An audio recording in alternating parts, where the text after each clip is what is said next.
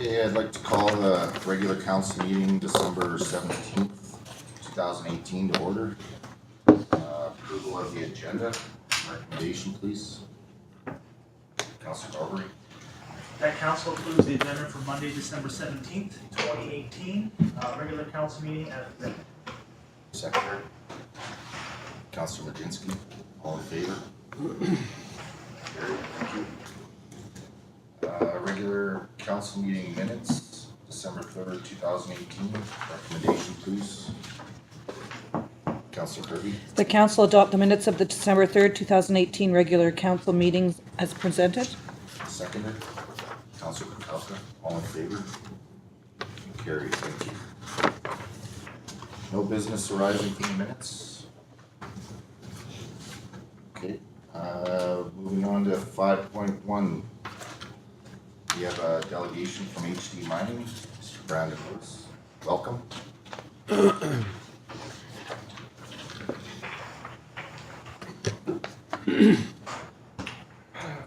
Hello, Your Honor and Council. I'm going to be wearing double hats tonight, so my first presentation is going to be just for Murray River with HD Mining, and then I'll be moving on to Tumbler Ridge Search and Rescue. So basically, I just wanted to give Council an update on where the Murray River project was at. We've been busy for the last couple of years working through our permitting, and there seems to be some misconception and misunderstanding of where we're at and what we've been doing. So I thought it'd be best just to give you guys the update and set it straight on where we're at. So these are just sort of the ideas that we'll be going over just the overview, just some of the benefits from the project as a whole, where the permitting progress has gone, and what our next steps are going to be. So the Murray River project is based here in Tumbler Ridge. Everything will be going up to the Ridley Port. Some of that's a little tight to see, but lots of it's repeat information as we go through. As it says, it's projected to produce about 4.8 million wash metric tons annually over its 25-year operational life. So basically we're pulling about 6 million tons a year for 25 to 30 years out of the ground. And again, it'll all go out from Tumbler Ridge to Ridley. There's no trucking of the coal. It's all straight onto a train going off to port. As the underground mine, we will have limited waste rock. About 30% of our waste rock's already on surface. We have the other portal to build, and that'll be all the waste rock from the project. Other than that, it's just clean coal rejects. And we're trying to utilize as many existing roads and utility infrastructures that are in place so that we don't have to clear any more or put any more structures in around the area. As we all know, we're in the area with this deposit. And our project has one of the largest deposits in Western Canada. There's just some estimates on how many millions of tons there are within our footprint and our lease. So there's quite a bit there that we've drilled to confirm is present. There's just an overview of where the coal seams lie. So it's a little tough to see, but that's the Murray River that runs right through the middle of the screen. We're on the west side, and at about 10.2 kilometer on the Murray FSR is where we're currently located. Across on the east side of the river is where the coal plant will be located. It's basically between the Teck tailings facility and the PRC loadout is where the plant's going to be. So right in between where it's already been logged in there a bunch is where we're going to be putting our plant. We'll have 2 ponds and 2 piles for the clean coal rejects. Again, on the west side, all those colors are the coal seams that will be going in to mine, and all the white lines are just sort of your roads underground is what they're outlining. So everything's going to be tracked in, and we'll be traveling around underground before we conduct our mining. The red area is about 15 years to 20 years down the road before we get there. Our mine would be the first underground longwall coal mine in BC. Coal seams are about half kilometer to kilometer underground. Again, it's 6 million tons per year on 2 active faces with 25 to 30 year mine life. So quite a bit of production. we decided to utilize the longwall mining method. Lots of it is because it's safer than other underground methods. There's minimal manual handling, and miners are always under a hydraulic roof support when we extract coal. So there should be a picture in here further that just explains it a bit further. But basically, we're just shearing the coal in front of us with supports behind them, and they just keep moving forward. And anything that happens behind them, if rock falls, it's already behind them, or they have the roof that sends it overboard. So we're using up-to-date technology.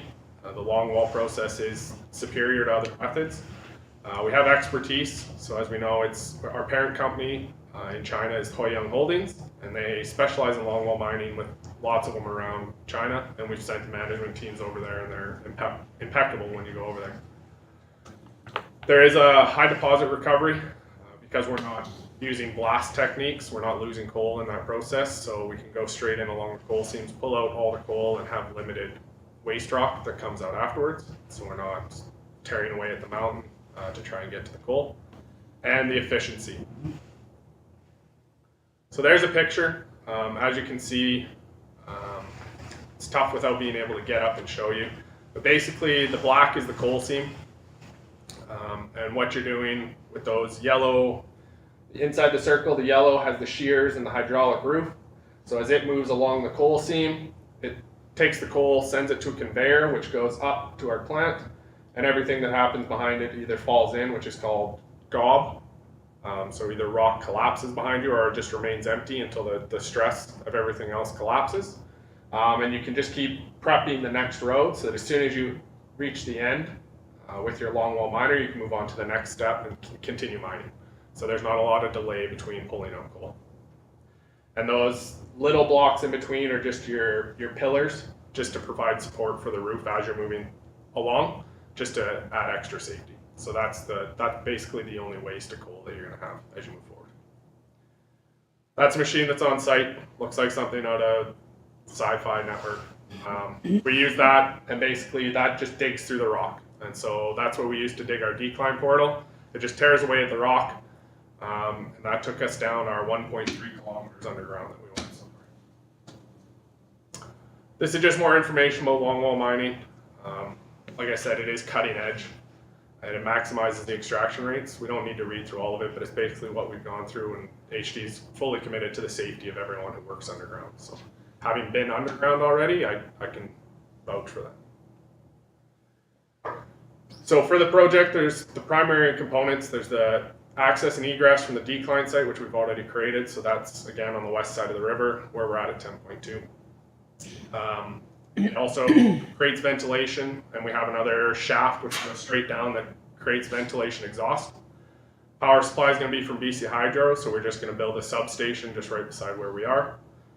The raw coal, straight from the face into the plant, onto the train and gone. And the waste rock pile, as I said, we have some up at the north site, which is about 1 kilometer up the Mast Road. It's all laying out there. We have it covered with a tarp, so there's no acid rock drainage at this point. We're trying to stay on top of that. And then when we go and do the production decline, which is going to be on the east side, going down to meet our other decline site, the waste rock will go on top of that pile, and then we'll reclaim it within the first 5 years. So there's going to be nothing to see. It'll be reclaimed within a short time. We do have some rail to extend. We're going to try and parallel what's already there for tech, so there's no new infrastructure, just adding a bit of a rail line into that area, not a lot of clearing. And the coal rejects, everything that can't be processed or sent off is going to be in the piles, but it's going to be mixed to a net neutralization of under 2. So again, there's no acid rock drainage on that side, and then they'll be reclaimed at the end of the project. So at the end, we'll be able to reforest everything, and there'll just be 3 mounds in the area that'll be left. Again, here's just the project map. As I said, white lines are the underground lines. So the one on the left-hand side of the screen, the shorter one that goes down, it's already there. The one that comes up underneath the river to the east side is the next step once we get going, and that'd be the production decline. And then the lines go out, build our plant, and our minimal clearing in that area. Benefits, produce limited waste rock, project infrastructure is minimal, The dewatering of the flotation allows commingling of our coarse and fine, so we don't have to have the subaqueous tailing storage. So similar to Tech, we don't have to have a liquid tailings. It's all going to be a solid tailings. That's how we can pile it up. During construction, which would be the next phase of the project, it's about 3 years, 1,139 person years of direct employment for Canadian workers. The total direct indirect for all of BC is about 4,000 person years, with an income of 214 million, and that's the GDP is 330 million. That's just for the 3-year construction. Operation, we had about 764 jobs from the project will be created, about 72,000 person years, and about income of 4.1 billion. And the big number at the bottom, 1.183 billion in total tax revenue for the federal and provincial. So there's lots there. Training, as we know, there is no current labor pool of longwall mining operators in Canada, just because of the technique and the training that goes into it. We are committed to training Canadian workers, and we will continue to work with Northern Lights College on our curriculum development and a training program.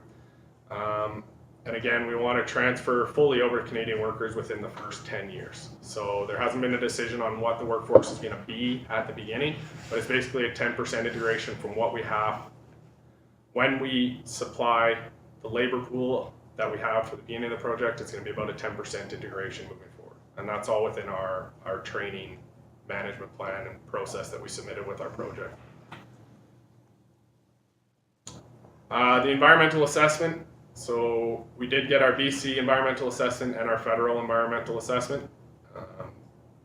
One was received in October 2015, and then the federal one took a bit of a delay with the Caribou, but we did receive that last December.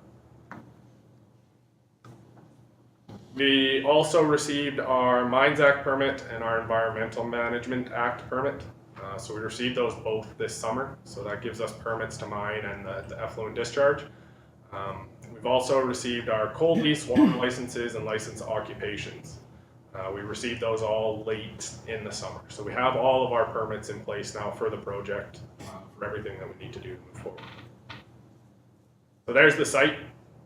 That's a picture from up top, the red tent in the middle. That's where the decline goes under. As I said, it goes 1.3 kilometers down at about a 16% grade. And when you're working in there, you're walking it every day, so it's a bit of a workout. But that's all the footprint at that area, and then we just have the other side of the river that we'd have a footprint. So to date, we have employed over 1,000 Canadians on the project, between contractors and full-time, such as myself and the mine manager. About $200 million in the province on accommodations, geological investigations, environmental assessments, permitting, equipment, and asset purchases. At this point, we have completed our bulk sample, so we went down and got our coal sample, and then we pulled out while we were working through permits. There wasn't a desire to spend any more at that point on construction without knowing that we were going to get the permits to move forward, just because it's new. We do have developed the decline and shaft site, and they are sitting in care and maintenance, so that's my role in town, is I look after the site to make sure everything's meeting all our permit requirements, staying safe.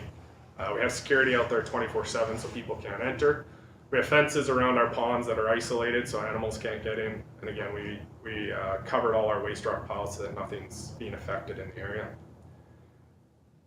And we have observation programs still for wildlife to see what the comeback, how quickly they come back after we've stopped operations, just to confirm our assumptions when we're operating and when we come back, our leave, that the wildlife will come right back, and they have.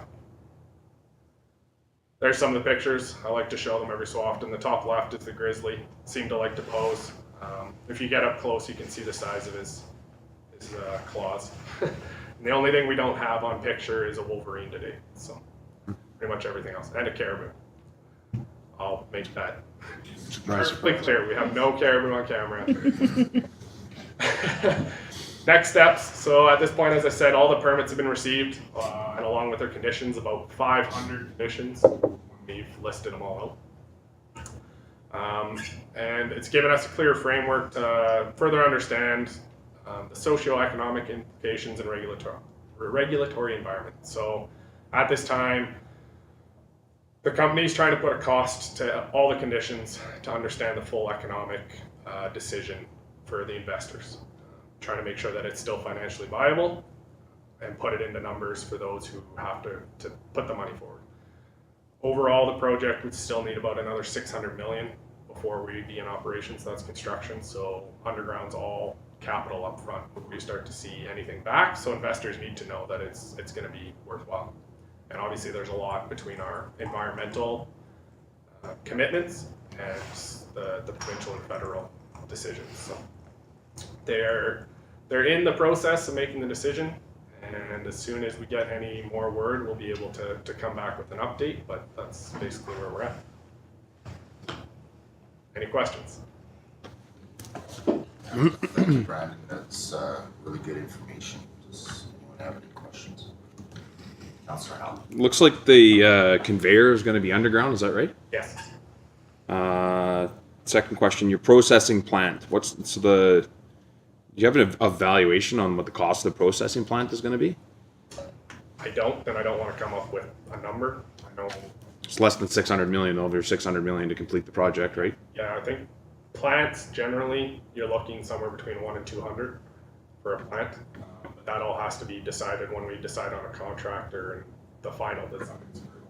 So then I guess that would probably mean there's likely no chance that we're going to see clean or raw coal silos out there. Shouldn't no. The coal is going to hit the ground and Yeah, so the Dust- most- dust the control most measures. There'll be a small pile of the rejects, but everything else will be conveyed straight up and then loaded into the trains. so you don't intend on having a So, similar to what PRC has out there, like a No. okay. Okay. no, plan is to have it come straight in and go. And I guess the last question I have is there anything that this council can do to help you guys in the process right now? At this time, I think just maintaining the support to the project. Obviously, like I said, there's lots of misinformation as we find in small towns, and you guys are the heads of the information. So just supporting it and making sure that people understand that the project is still fully committed at this time. We want to move forward. It's just there's a process in place. It took us about 5 years to get through the permitting process. When you bring a new idea to people don't like change. So it took a long time to get everyone on board, and now we're trying to make sure that everything is in line to do this properly, because we feel that's the way that mining should continue. It's low impact. Awesome. Councillor Howell. And just one last question there. You talked about the socioeconomical impacts to the community. So have they thought through their process of what the plan is for housing workers? Do they plan on having camps on site? Do they plan on developing more housing complexes like they've built or integrating into the community?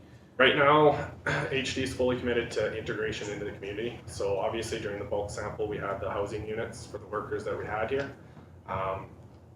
In the future, those would be sort of a transition place before they live in town. Okay. We're fully committed to having people live and work from Tumbler Ridge. Okay. So, yeah. Okay, thank you. Awesome. Councillor Lehman. That's kind of what I was wondering, like, how that's going to go with foreign workforce, because there was a little bit of an issue with that before. I'm wondering if they've resolved that. No, so again, as I said, the shortage of longwall miners that are trained to do the job safely and appropriately, there isn't the workforce, right? And it's trying to get people to understand that. We see the same thing even with heavy duty mechanics, where we're having to go to the UK to bring them in. And there's just a lot more issue around the workers that we brought over. So we're continuing our discussions with the province and their human resources board and how we're going to move forward, because there is a workforce in China that we know. There's workforce in the United States as well. And it's just about how we move forward with the minimal amount of temporary foreign workers to get the job done efficiently, safely, and correctly, and then training up everyone else who hopefully is interested in going underground, because there's trying to find those type of people as well that want to go underground. Yeah, because the underground community is pretty small. It is, yeah, and again, that's misinformation from the media too, right? Because all you hear about underground mines is when things go bad. You don't hear about the good. So it's as I said, if you do it safely, it's just as safe as other mines when we put the practices into place. So everything we did during the bulk sample was very careful and methodical, and it took us longer than expected because we wanted to make sure everything was done right and we learned from it. So. Excellent. Thanks. Mr. Wall? Just when you say it's going to take a considerable amount of time for the next step, what time frame are you talking about? Years, months? Hopefully months. I know they're continuing to work at it. Again, it's above where I'm at right now. So the discussions are the high level management. They're continuing to try and find investors. I know just to do an independent economic analysis was ideal about 3 months to be able to put the numbers to it. So we're just past that 3 months of them getting that kind of information from a third party. We wanted to make sure it was all done separately. Somebody just picked up the conditions and looked at it. So that information now has to be interpreted and understood before they can present anything. Excellent. So you were saying we're in the decision of the investment right now, right? Yes. So is HD still looking for investors, is that correct? Again, yeah, at the high level management, they're looking for the investors to try and find people who are willing to take on this project. Well, it's excellent that you came in, I appreciate it. I was just talking to a couple people recently and we were wondering about HD, so it was perfect timing to answer my questions, for sure. Yeah, you bet. I wanted to make sure everyone was up to date. Like I said, I'm still here and I'm working out at the site, and we're always trying to do whatever we can to keep things moving forward as best we can, but without a lot of money to support at the time, it's hard to do anything major. So. Well, I think this is an important project for Tumbler Ridge, and I had personal experience on site building the road header there and working with the group of workers that were there. I fully enjoyed myself. There was definitely a language barrier there, but sign language in construction works well as well. So it was really a good time. Those couple weeks I was out there to integrate myself with them, but also try to make relationship with them too. And I fully enjoyed it. It was great. Does anyone else have any questions? Well, I appreciate you for coming in. Thank you, Brandon. Okay, so we've got the next delegation is Tumbler Ridge Search and Rescue. Should have brought a second hat. Yeah. Welcome. Okay, so again, my name is Brandon Lewis. I'm the current president, training officer with Tumbler Ridge Search and Rescue. Beside me, Marcia. She's been one of our longest serving members at this time, for who's left her on the team. And basically, we wanted to come give an update to the council. The group's grown a lot in the last couple of years and developed itself into a much more organized group. We wanted to make sure you guys understood what's available in the community and what we've been doing for the last few years. So the outline of the presentation is just going to be a bit about BC Search and Rescue as a whole, the history of our team, our future goals, and then how we feel that the district can assist us.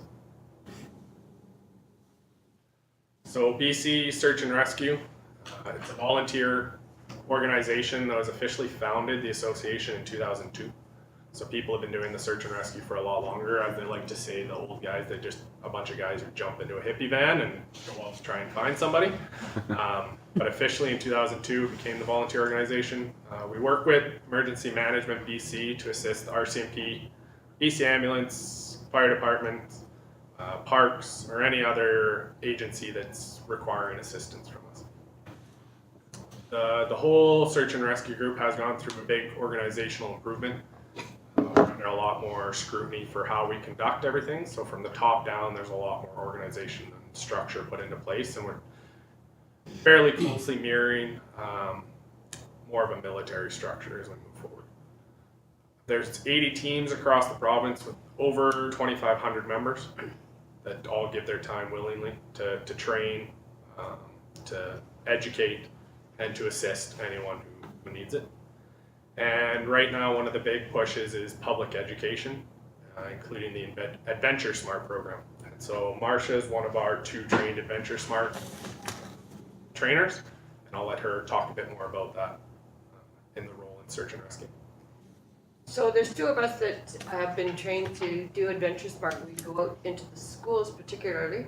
We blitzed 5 classrooms last June and teach the young ones about the Hug a Tree program, so what to do when you wander off from your campsite and how to stay safe until somebody finds you. We hand out some whistles, some emergency blankets, teach them a little bit about tracking, and for us, in the search and rescue team, it's all about insurance. If we know that we've taught the kids what to do, then it makes our job easier when we have to go out and find them. So we've been doing that. Another program that we're looking into is called Survive Outside, and there's also Paddle Smart. And again, we will bring those to the school. The Survive Outside and Paddle Smart is ages 12 to 99. So we may end up in a group where you are, teaching you some of those things as well. We did the Mountain Day last week with the Geopark. Just got some information out there, teaching people about what to do when you need search and rescue. Don't call my house, call 911. Even though you all know that I'm with search and rescue, you don't call my house first. But sometimes people do that, and it sometimes works. But that's the most important thing is you got to call 911, and then they will call us. But you know, when you're in a panic, when you're looking for your wife or your kid, you're just going to call me, right? So going to get that education out there and make everybody safe in our backcountry.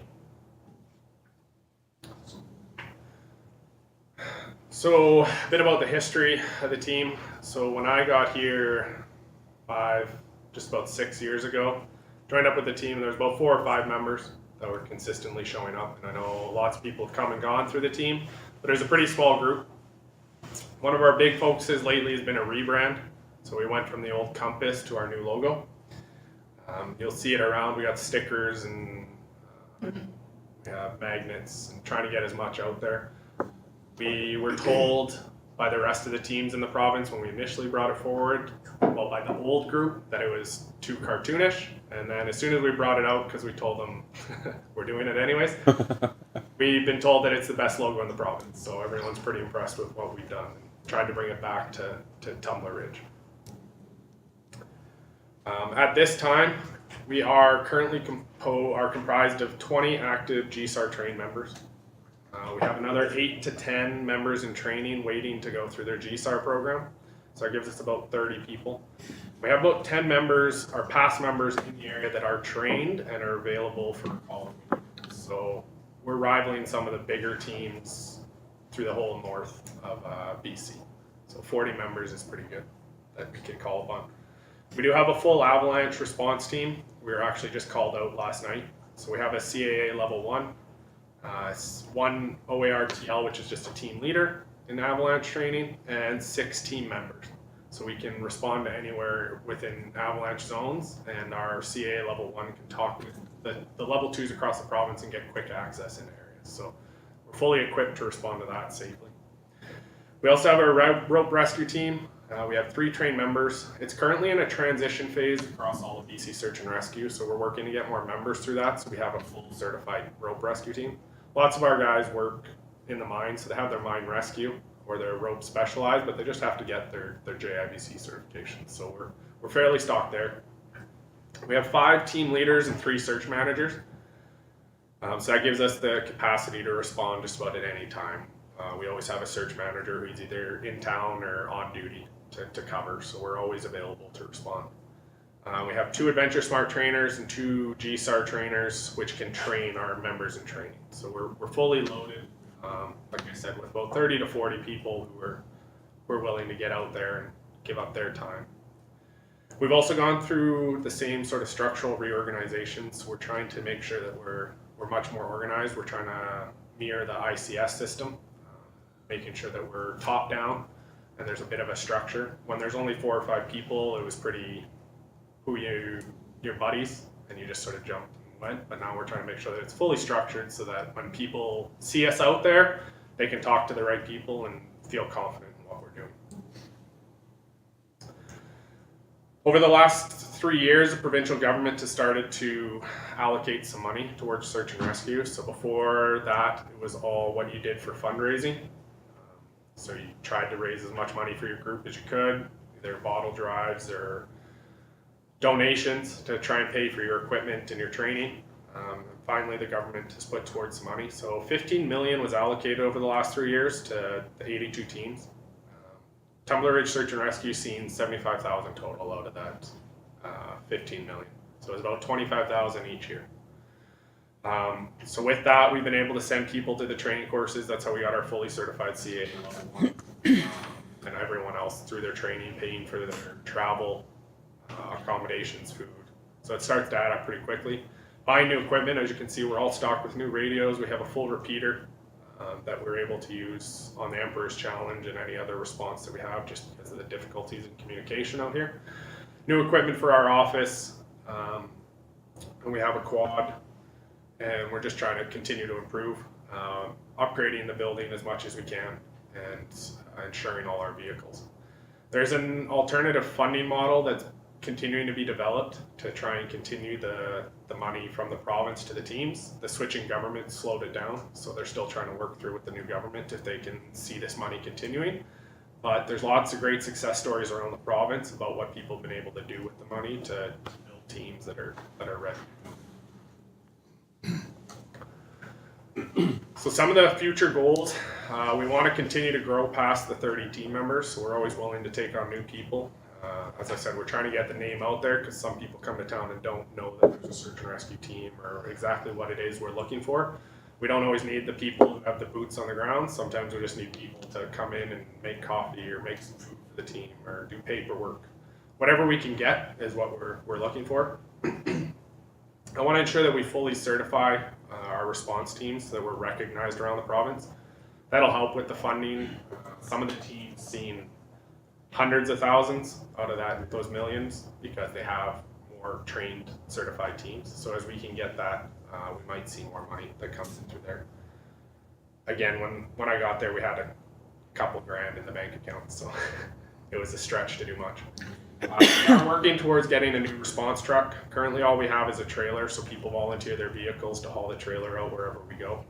Not only to drive themselves or the team members, but to haul the equipment. So it's always more stress on people's personal vehicles and more that they're willing to give for the betterment of the area.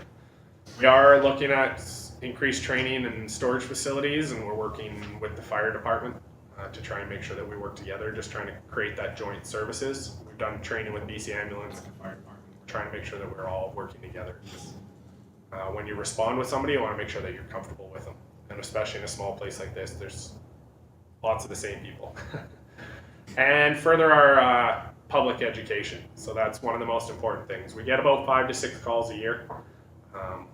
Lots of it is Albertans coming in or tourists. And as the geopark continues to grow, we can see that continuing to increase. But across the province, due to the public education that search and rescue is getting out there, we're seeing the number of calls decrease across the province, which is what we want to see, right? Obviously, it can be boring for us because we train and train and train and don't do anything, but we don't want people in trouble. We want to make sure that they're educated. So as I said, this is like a typical response truck that we're looking to purchase. We want to make sure that we have its capability. It can respond to quick calls and we can drive it out to wherever we need to go. This is just more information for us. So at this point, we got a quote for a truck and it was $183,000. It's a Ford F550, fully loaded with everything that you need for pullouts and base command, communications, travel into all different areas, backcountry. We've saved from our money just for this truck over $35,000, and we did just apply for the community gaming grant this year. So we're waiting to hear back on that. That was delayed because all the forest fires, but we're waiting to hear back on that. So that basically what we're remaining to pay off to get a new truck to respond in the area is about $50,000.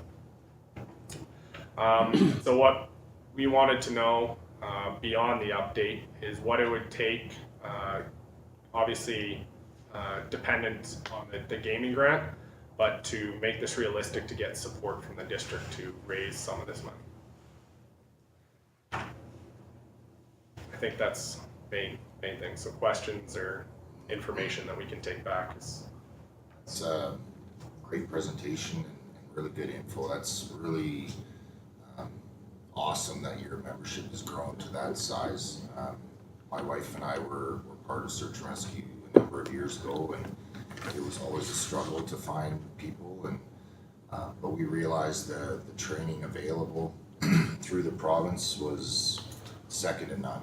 And this is definitely a necessary service that Tumbler Ridge needs to continue providing, just because of the backcountry that we have and some of the challenges that we have out there too. So, any other questions? Councilor Kirkcaldy. Thank you, Your Worship. I don't have any questions, some comments. One thing I'll say is how well you guys do in our community in assisting the fire department and BC Ambulance. So I've been part of some of those scenarios and stuff like that. I know many years ago when fire department got the brand new command vehicle, the district gave up their command to you guys. Is that still around? Was the old command pickup truck? Is that still used by Search and Rescue? Good. Just ask that. I just know that's that when the fire department purchased a new command. So I was curious if it was still there or not. But yeah, I think you guys you're great for our community in our area and for tourists, sledders. I think it's a big asset to have in our community. So I've seen one of your comments there. You're dependent on the gaming grant. So if you didn't get the gaming grant, you would be looking at 150. Is what you're saying. That's where we'd be at. What's the time delivery for your truck? I'd have to confirm. So our vice president did all the quotes because Houston just did a similar truck and he went through the same people. But I think it would be as soon as we had the money, it would be a couple months. Councilor McKenzie. Thank you, Mayor Bertrand. I had a question about if you do get that truck, is your bay going to be large enough for you to house it and maintenance on it and to stock it along with your trailer as well? So again, that's one of the discussions we've been having, obviously, with Chief Curry, because they do provide the building for us to stay in. At this point, the trailer, if we do have the truck, the trailer could move outside, and most of our equipment would be stored inside or inside the truck, because that would be our main response vehicle at that point. Right now, the trailer is what we're dependent upon to haul around our equipment, but most of the equipment would then be inside the truck, and the trailer would be more specialized if we have to go out to bigger searches. Excellent. Any other questions? Thank you very much for coming in. Really appreciate it.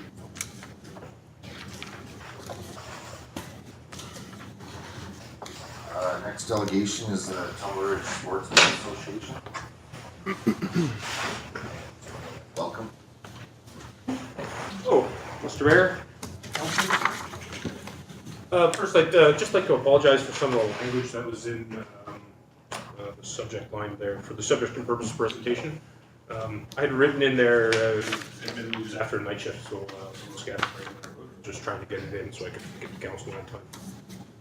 But requesting the district honor a commitment, there is no commitment expected from council. What I'm here tonight for is to request a commitment, to commit for funds to be committed.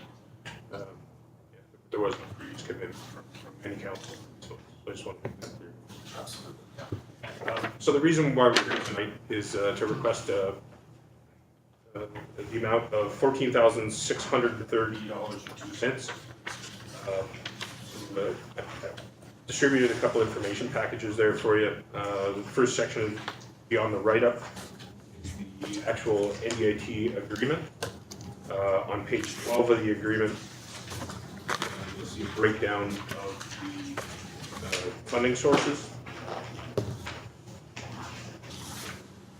And that's what we're here to for the funding season. So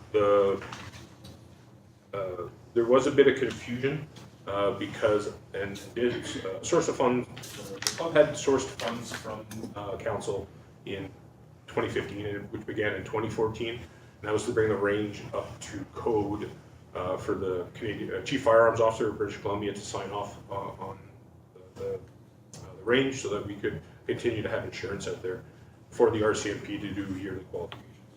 So that was kind of emergency funding that was required. We had no source of funds at the time, and we came to the district to get that money. We received it, that work was done. This is all the amounts are very similar, it's just, so we're actually here to separate request. Okay. So I've been working with Derek from the NDIT. This grant was written before the current executive was in place. So the work on this grant actually started in 2014. Really only finalized in 2017, and the executive changed over in 2017. So we took on the grant, had to learn about everything that was involved with it, and it's kind of taken us this long to be moving along with it. We have already committed approximately $10,000 in funds to the project.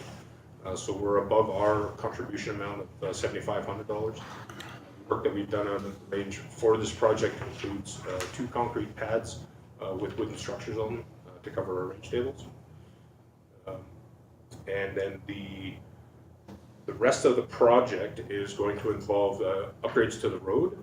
We had to bring in a couple of loads of gravel this year to fix the road because it was deteriorating to the point the gravel from the original road had already been pushed down into the ground.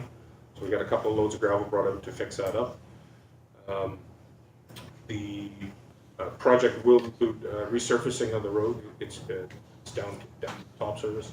So we'll redress the road and the access. We're also going to be putting up ricochet berms along the rimfire range. There's just adjacent to the rimfire range to the left and to the west is where the new track and ski range is going to be developed.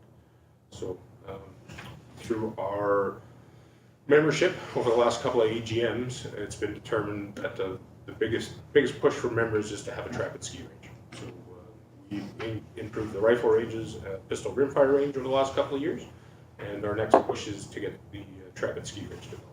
And to do that, we're going to have to add ricochet berms along the rimfire range so that anyone who's over at the shotgun range will be protected. So in working with NDIT, because the grant on page 3 of the, sorry, page 4 of the handout, there's a current budget, proposed budget. So when working with NDIT, we have retooled the budget. There were some things in there that we didn't see the necessity for them. The original grant had requested a mower, and some objects that just we didn't feel were necessary. We have been lucky enough to get from the district mowing of our infield and ranges each year. Because there is no service in town, one has a business to provide that service of mowing and thrashing. So we get that provided by the district here each year. So we know if there was a business in town providing that service, we'd have to go through them. But we've been lucky enough, like I say, to have that. So one of the things that we changed primarily was removal of the mower and the introduction of a remote cell phone booster. Out at the range, we're just outside of the area for cell service, but with a booster in there on a pole, we should be able to get service in there. So that's one of the big things we put in. There was also a security box for a trail camera, but the district actually has trail cameras. If we ever needed to put them up out there to protect our assets, we could borrow them from the district. So that's why those were removed as well. So what we're looking for today is that commitment, or sorry, not a commitment, but asking the district to give us funds of $14,630 to complete this project. Now, if you're unfamiliar with the grants, as I was when I started this process, the way it works, NDIT is for helping to develop infrastructure in the north. So our group we're developing the range. It's not for consumables at the range, it's all for structures. Things like that. The NDIT grant, with our commitment of 7,500, the district's portion would be 14,630. The remainder, 20,364, would come from NDIT, and at the completion of the project, NDIT would reimburse us for those costs. So the costs have to be spent up front and then reimbursed.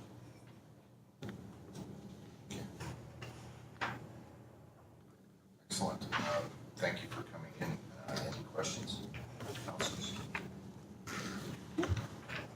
Councilor Howell. So just to make a comment, I'm a member of the Sportsman Association, and I can attest to the fact that the money that we had given them in the past for making the berms larger and the upgrades that they started out there, they happened. I mean, they went out and they did it, and if you go out there now, it's like a whole new area to go to. It's got a lot of chitter chatter in town about it. There's a lot of hubbub about it.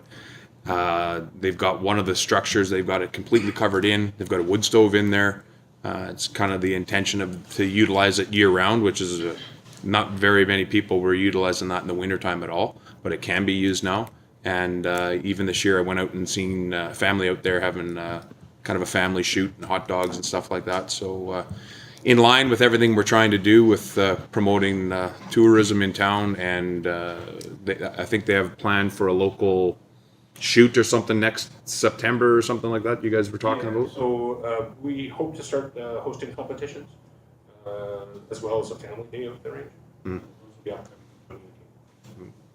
But just 2019. yeah, just for my 2 cents, I mean, it's a small amount that we give out here, and you get groups like this that come in that really put the effort in and do something good with the money to improve the town. I mean, it's a no-brainer in my mind. Absolutely. I definitely see the potential of the shooting range, and I have been a member in the past, and the upgrades that have been done to it is phenomenal. And to be able to go out there and safely shoot is really important. And I think the potential to have these kind of functions is very great as well. I don't believe we can decide on any funding tonight, but I definitely appreciate you guys coming in. Councilor Nober. I guess my question, number one, to this, I'll make a comment first. I mean, I think it's great to have a shooting range in Tumbler Ridge. It's an important place for people to, engage in an activity, being part of shooting. Sorry, my question is, have you filled out, are you planning to, or have you filled out a grant and aid request from the district? No, that's for services from the district. A grant and aid is for services from the district? No, it's for funding. And this Sorry. So just to touch on that, I've been working with the Sportsman Association, and just the way that this project has come along, we've both been trying to kind of find out what the past history was. So after this meeting, we're going to meet with Mr. Howe, and we're going to figure out the best way forward to bring this to council. It may be through a staff report, and council would have the decision then to either waive policy and approve it right away, or to request that they apply through the grant and aid process. But I know that we've been working with NDIT just to make sure that that grant, because this is fairly old, doesn't disappear. So we'll work together on that with the council. A couple other things I'd like to add, if I may. I would like to thank Mayor and Council. You may be unaware, but the district donated to the range the tin for our roofs out there as well. So the tin that came from the Visitor Info Center that was piled up behind there for a couple of years, through Ken Cluckash, was able to be donated to the club.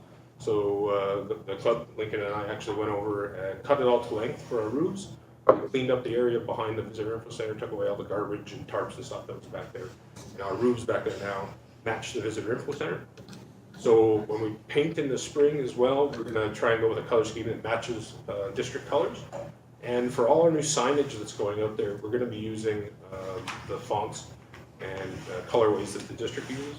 I've been speaking with John Powell So everything we do out there will kind of be in line with the district's needs. Excellent. Cool. Good to hear. Councillor Kirby. Thank you, Worship. Yeah, that's great that you're following the branding. I think last, yeah, Your Worship. I think the Sportsman Association was one of our biggest galleries when they were coming for the updates the last time. And I've been out there and I've seen it, and I support it as well. Maybe a cabbage shoot too. Any other questions? Councillor Majinski. Thank you, Mayor Bertrand. How many members do you guys currently have? So this year we're at 105. Wow. We've had a couple of really big year-to-year increases in membership. Yeah. We went from, in 2016, 53 members to 82 in 2017, and this year we're 105. So that's 53% year-to-year and 28% after that. How do you find that you get those new members? How's the best way that you've found that works?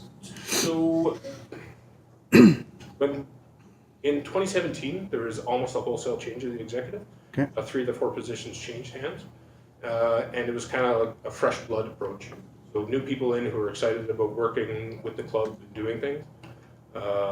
In doing so, one of the biggest things I think that's attracted people is the work that's been done out there.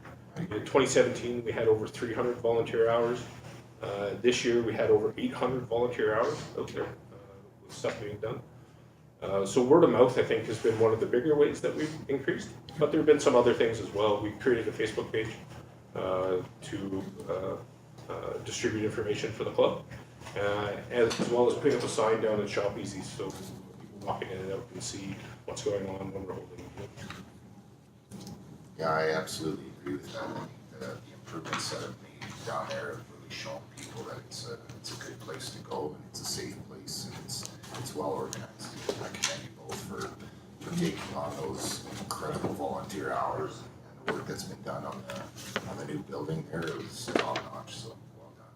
Thank you. I will be buying my membership.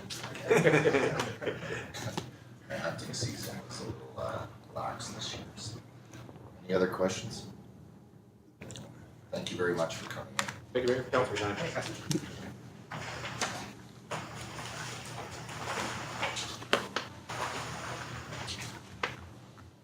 Okay, moving on to item 6.1, correspondence here, Northern Woods and Water Highway Association. Correspondence from the Northern Woods and Water Highway Association dated November 27th, 2018, requesting funding through an annual membership. Recommendation, please. Councilor Kirby, Move for information? seconder. Councilor Howe. Any discussion? All in favor? Carried, thank you. Let's look for correspondence, no bylaws, new business. Item 8.1, council remuneration system and auctions. A report from the CAO dated September 17, 2018 to provide an analysis, updated, and options for the council remuneration decision. Recommendation, please. Councillor Howe. The council approves $1,500 to engage the services of a professional firm to conduct a mayor and council compensation analysis. Seconder. Councillor Calkin. Open for discussion. Okay, Councillor Norder. You know, I personally think we have enough information here to make a decision. I mean, you know, paying someone else to make our decision for us, I don't think is something that we need to do. I think we have some good options here in front of us. We should just make a decision. Have a discussion, make a decision. Sorry. I have to agree with you. I think engaging in a professional firm is going to take recommendations all over the province, and I don't believe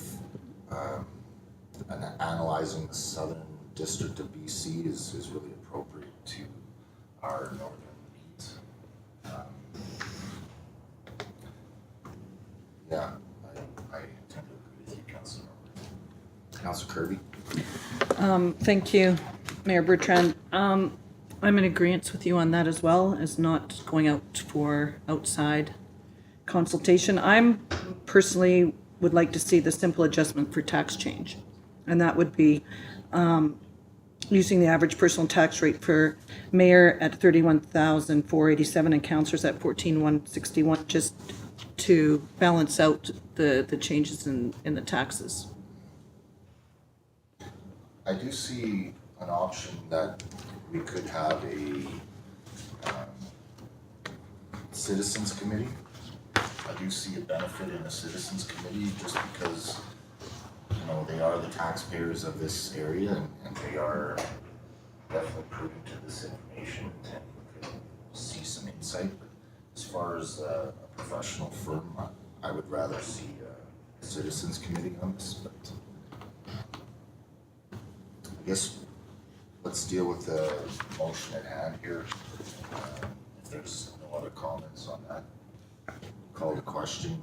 Sorry, Councillor Howe. I just, in my mind, no offense, Mr. Bertrand, but an increase to the mayor's wages of 35% 2 months into your term is not a smart way to start your term.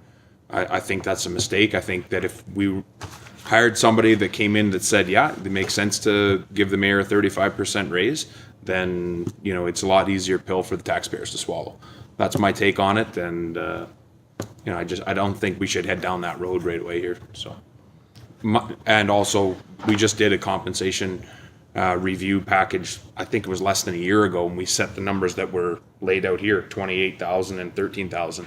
Yes, there was a tax change that needed to be addressed, but that could be addressed the way Councillor Kirby had suggested, or, you know, the way I've suggested that we go with somebody to make that decision for you. As Councillor Norbury says, that's a little easier pill for the taxpayers to swallow rather than, you know, us making a decision to increase your wages that much. I think that's a bad road to go down.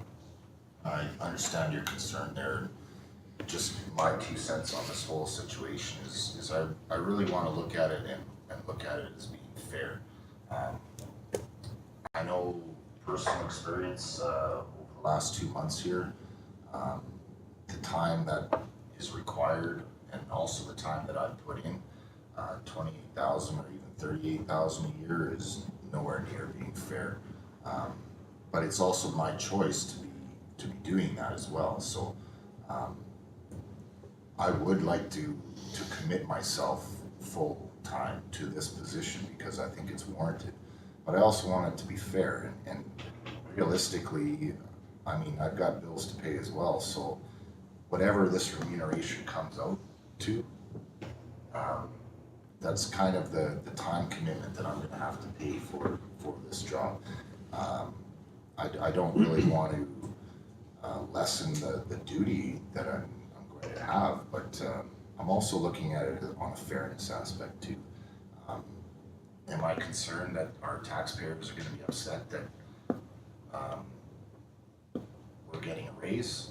Not really, because in my opinion, if we go to this citizens committee and ask them to look at a fair wage, I don't think they would think 28,000 is fair, to be honest with you.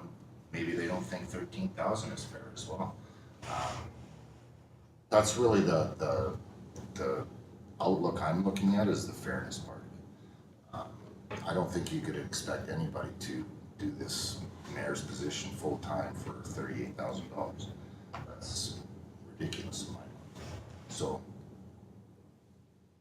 I think we should deal with the motion at hand to start with. I'd like to call the question for the motion of the professional firm to come in. All in favor? Thank you. All opposed? Thank you. Motion defeated. So I'd like to ask the council if they'd like to put another motion on the table. Councilor Norbury. I'll go with start with number 4, and we can discuss it. That council requests remunerations rate be set at, there's actually 2 different numbers I'd like to point out. The simple adjustment change is quote, it's go with the recommendation at hand.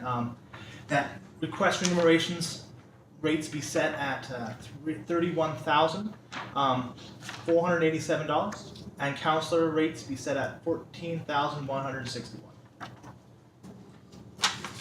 Which one is that? Number 3. I think you got different numbers. There's, if I can clarify, there's two different sets of numbers. If we look above at the simple adjustment for tax change, if we wanted to adjust the tax exemption using the average personal tax rate, it says here 31,487, counselors being 14,161, and then, but the, so we have two separate, so. Okay, so you've used the numbers under the simple tax adjustment, is that correct?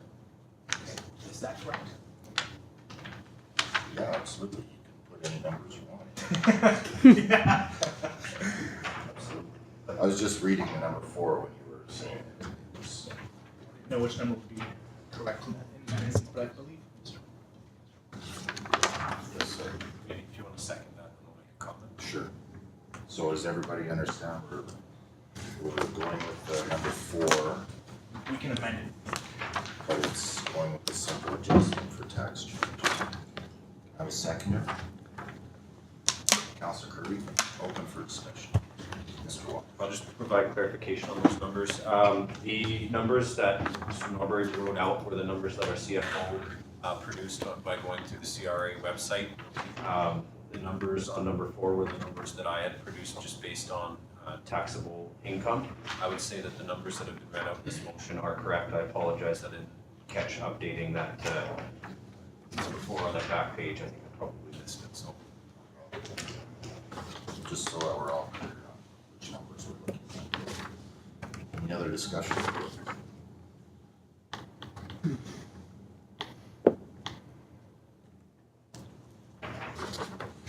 Okay, call the question. All in favor? All opposed?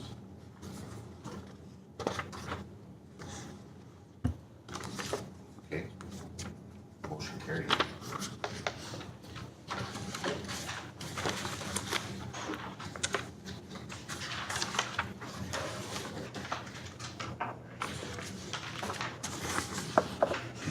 Moving on to 8.2, library board appointment. A report from the chief administrative officer dated December 17th, 2018, to seek appointment of Councilor McGinski to the Tumbler Ridge Library Board. Recommendations. Councilor Howell. That Councillor Curtis Majinski is appointed to the Tumbler Ridge Library Board. Seconder. Councilor Lehman, thank you. Any discussion? Councilor McGinski. Thank you, Mayor Bertrand. I just want to say thank you for choosing me to be appointed for this, and I think it's going to be something that I can definitely learn from and get my feet wet and bring some information to the table. Thank you. Thank you. Any other discussion? All in favor? Carried. Thank you. 8.3, engine retarder and tire chain sign. Report from the Director of Protective Services dated December 17th, 2018. Seek approval of the installation of signs discouraging the use of engine retarders and tire chains. Recommendation, please. Councilor Norbury. That council approves the installation of the attached signs of entrances to town to discourage the use of engine retarders and tire chains. Seconded. Mayor Councilor Bertrand, Jasinski. can I just recuse myself for this one and as well as 8.4 that's coming up right after it? Yes. Thank you. In regards to sign. Yeah, just for clarification that I might have a pecuniary interest in the sign production potential. So the seconder on that last motion will be Councilor Lehman.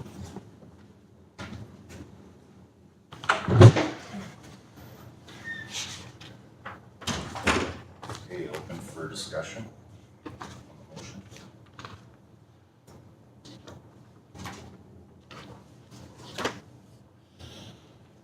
Councilor Howell. I still think, just state for the record, I still think that the the use of engine retarders or tire chains within municipal boundaries should constitute a fine that should be added to this as well. So.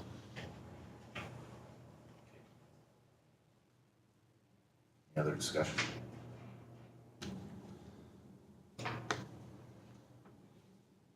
I think this sign is really achieving what we're trying to achieve here. We're definitely trying to limit, if not get rid of the use of the noise from the engine retarders as well as the tire chains. Yeah, I think this message is what we're trying to achieve, so. Call the question, all in favor? Sorry, I didn't see that. That's Councillor okay. Kirby. Thank you, Mayor Bertrand. I just wanted to bring up, just ask council, this is exactly what we wanted to say, but without seeing the actual picture of the tire and the chains, are people gonna read it and see it and know what? I mean, I'm just used to seeing it. When I see the tire and the chains, I know right away whether, let's not use it. This is what we asked for, this is good. I just wanted to see if anybody else thought that. I think this type of sign is definitely on par with the region, as far as what other municipalities are using for signage and the message. Okay. Councillor Norbury. Yeah, I mean, my personal opinion aside, I mean, we asked staff to come up with the sign. They feel that this is the best way to portray a message, so let's trust them in this, and it's good that there's a sign up there. Yeah, and the whole purpose of this sign was to monitor and see if it deters people from using engine retarders and tire chains within our district, within our town boundaries, basically. So, if we find later on down the road that we still have a problem, then we can definitely look at that in the future. But this was basically our first step and as well to monitor. Any other comments or questions? Okay, call a question on the motion. All in favor? All opposed? Carried. Thank you. 8.4, New Life Assembly additional signage. A report from the Director of Operations and Infrastructure dated December 17th, 2018. Provide information regarding sign installation at the New Life Assembly. Recommendation, please. Councillor Norbury. I'll move to the alternative to the recommendation, and that's we issue a variance to our to bylaw number 572, 2010 to New Life Assembly for the installation of a sign not to exceed 3 meters squared in the area and 4 meters in height on lot 106, Civic address 275 Murray Drive. Seconder. Councillor Kirby. Open for discussion. Councillor Howe. Bring to your attention the governance considerations here that the sign was created to reduce sign pollution, or this bylaw was created to reduce sign pollution in the community. And council needs to consider if we amend this, will we approve all other requests of a similar nature in the future, or is this just a one-off? So to me, businesses now, say along where Northern Metallic is, or the Home Hardware, if they start to litter their banks with signs along the outside of their banks, what's good for the goose is good for the gander. In my mind, I think we stick with the bylaws in place, and we stick with the way it is. So. Any other discussion? Councillor Lehman. Thank you, Mayor Bertrand. I'd have to agree with Councillor Howell. I think once we open up this can of worms, we may be looking at, who knows, we may not, but I don't know if I want a bunch of signs all over. I just don't think it looks good for the town. So I'd rather they, maybe the sign that they have, if they cut it in half and use it for both. I just don't like the idea of another sign. Councillor Howell. And I mean, the sign that they have put in place, the new sign that they have put up on the bank there, I mean, it looks fantastic. They've done a great job with it. It's painted up. It looks really good. I have no problems with the sign that they've put in. To me, what's to stop next week down the road that they want to come in and put another sign, or, we get 6 or 7, 8 signs down the road there, and the people across the road that have to live there and look at those signs don't get any discussion on us changing this bylaw, right? So. Councillor Norbert. And I'd just like to point out that if somebody wants to put up a new sign, they can go through the exact same process as we're going through now. We're just talking about a variance to the bylaw, not a change of the bylaw. If we want to go down that route and change the bylaw, we can have the discussion at another date. But we still have that opportunity to say yes or no to every person who wants to change their signs. I don't see an issue with having 2 signs on their property. Driving downtown, I see signage everywhere. It's not affecting my day. This is a way that we can help out, our registered charity in our area. I don't see an issue. Yeah, I don't really see an issue with it. I wasn't aware of the bylaw being, the signs being 50 meters apart. Yeah, you're right, it's a variance on the actual bylaw, which begs the question, should we be looking at again the bylaw?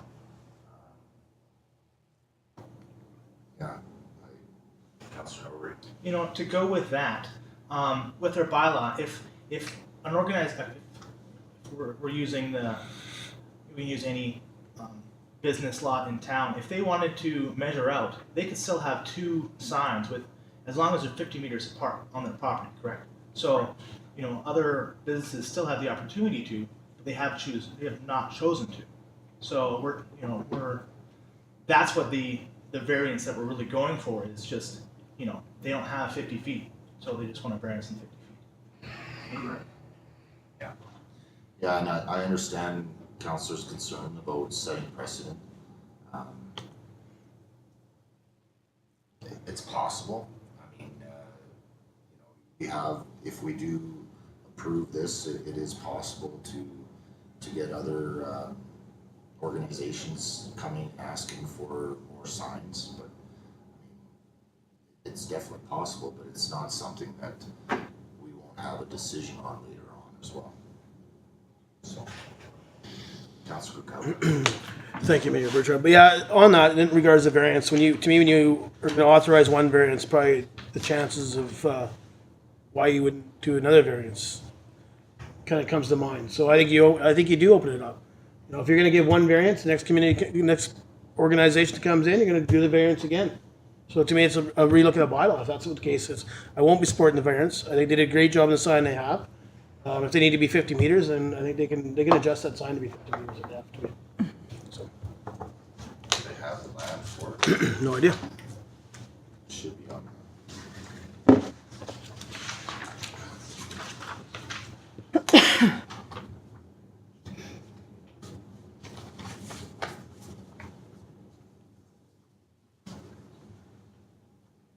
These measurements are in feet. Mr. Wall, would you happen to know if they have the amount of land? The bylaw is 50 meters, correct? Mr. Wall?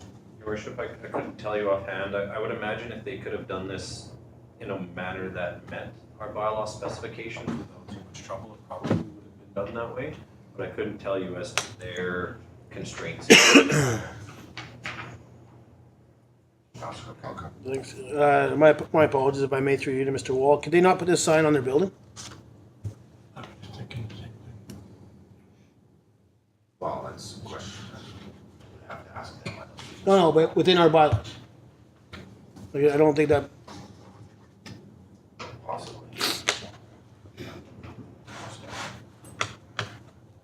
Councillor Kirby? Thank you, Mayor Bertrand. I think we've seen variances go to other, other instances where we've seen amalgamations of lots that go from front yard to back. We've allowed industrial businesses in residential areas. There's home-based businesses. I think this sign is minor. I would be willing to support this.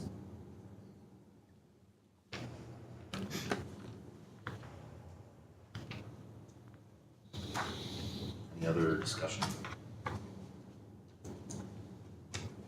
Okay, call the question for the variance motion.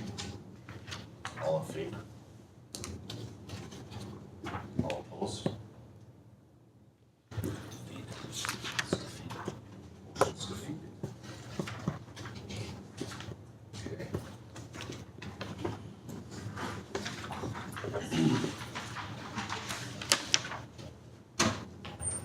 That's our first time. I had one in the. Oh, yes, that's right. That's right.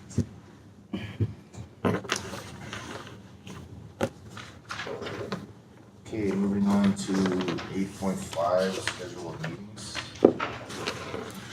Everybody have a chance to look at the schedule there?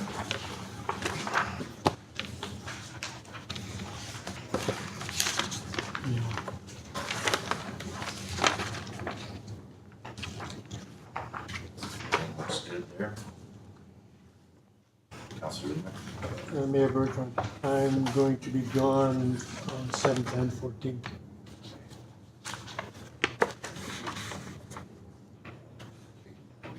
How does that work? We can get notice or anything like that. So, well, if I could just expand on that, where you do want to have motions coming to council when there's absences is if you're going to be away on an extended period, especially medical absences, what council can do is excuse or absence from council. When that happens, you actually kind of cease to function as a councillor. You no longer get your stipends, you no longer get your remuneration. But there's community charter implications so that if you miss your meetings, then you're not removed from council as well. But if you're just not going to make a couple meetings, then that's you don't even need to tell anybody, but it is appreciated. Yeah, so if we can just make notice of that, minutes that Councilor Lehman will be absent on the 7th and 14th. Councilor Kirby? Thank you, Mayor Bertrand. Just so council's aware, I will also be away the 14th.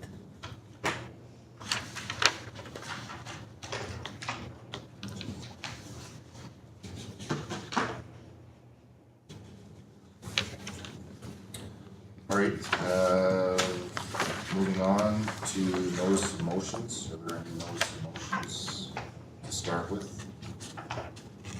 Councilor Miller? No. Councilor Kirby, did you say you had one? Thank you, Your Worship. I have two notice of motions to bring forward to council. The first notice of motion I'd like to make is that funds are set aside in the 2019 budget for the laydown area recreation design. And the second notice of motion would be a request a staff report on curbside recycling options for the 2019 budget. These are just parts of the strategic planning that I will be giving to Mr. Wall for next agenda. Okay, what was the first one? Lay down area? Laydown area recreation design.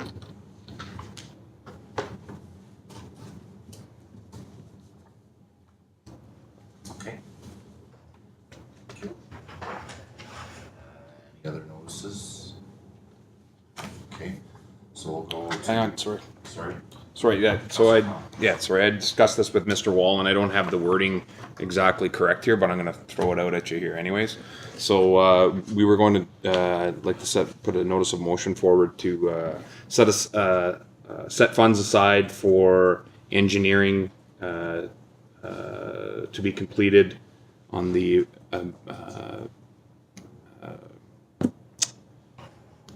viability of upper decking the curling rink, and that funds also be supplied. That an amount to design and create a tender for the upper decking for the curling rink is included in the 2019 capital project discussions. Yeah. So the idea, and I'll say just the idea behind this is so that it's part and parcel. If we get an engineering company that comes in and says, yes, this is doable, you know, we hire them for $7,500. They come in and say, yeah, it's doable. Then we would go out to the RFP, RFQ, and have an amount set aside for that process to happen, and then we decide next year if we want to set those funds aside to actually do that project. But it kind of kills two birds with one stone rather than just getting partway into it. So Yeah, absolutely. Councilor Lehman. I'm just, thank you, Mayor Bertrand. I think this may end up being a project that may be a little bit prohibitive because it's going to be expensive, because if they have to, just for the load that you want to put on there, they'll have to put supports down. And I don't think that slab for the current sheet has any provision for putting posts up. So I'm just wondering, like, I think it's going to be a fairly substantial cost to build that project. I don't even know if anything's doable, but I'm just wondering if and if I could just speak to that, I mean, and the idea here is just that it's the idea that we throw out. If they came back to us and said it's $1 million to put this in, standalone building makes a hell of a lot more sense. If they came back and said, you know, we could upper deck this thing for $300,000-$400,000 and give you the platform you'd need to have your gym, then at that time, that's when the discussion can happen to say this is worth trying or not. This is just to spend the money to find out and see if the idea is even possible. To me, the idea of keeping it within the community center, we get more use out of a building that we already have to heat and cool.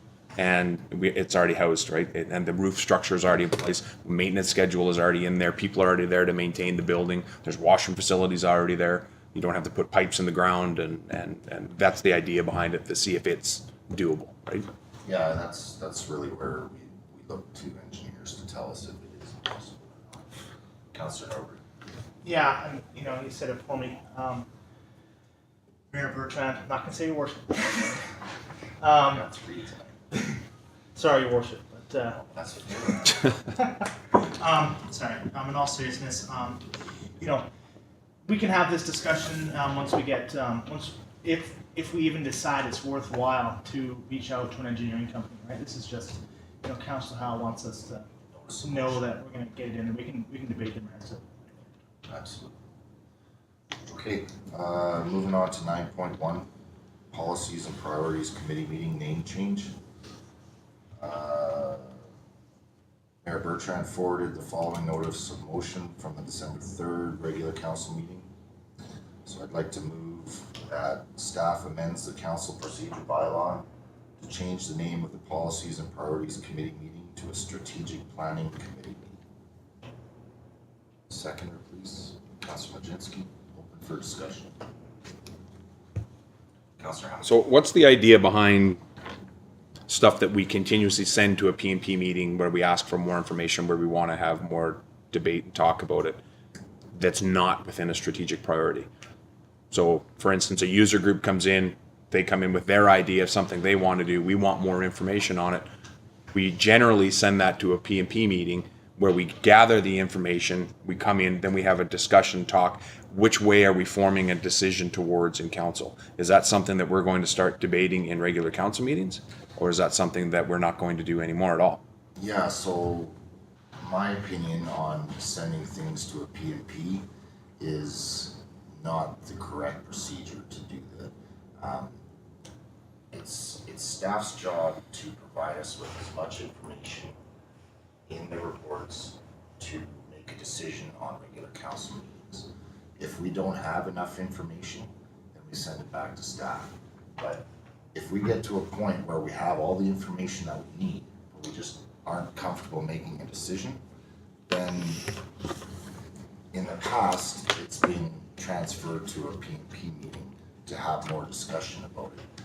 But realistically, those decisions and those debates should be held in a regular council meeting where we're out in the open and on camera. And that's really our job, is to debate until we come up with a decision. And sending things to a P&P meeting isn't really best practice in my opinion.